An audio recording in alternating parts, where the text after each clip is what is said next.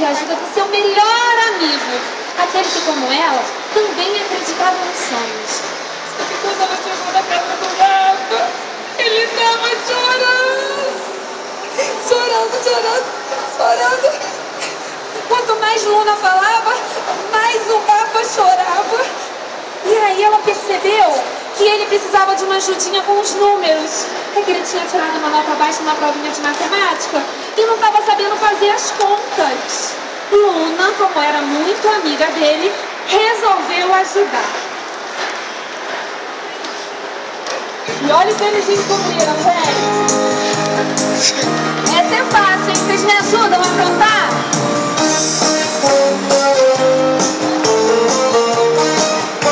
É assim, ó. 1, 2, 3, 4, 5, 6. Se contas são problemas, se problemas são contas, vamos contar outra vez. De novo.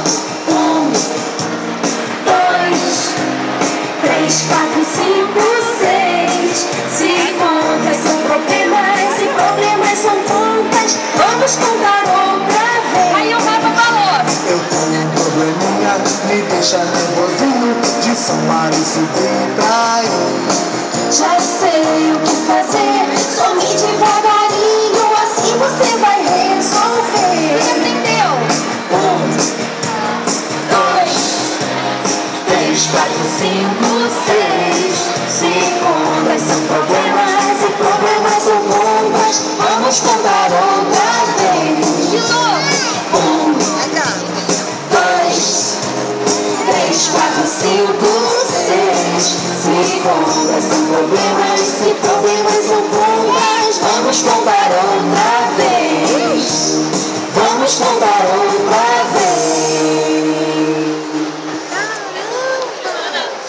Gente, a Luna não conseguiu a ajuda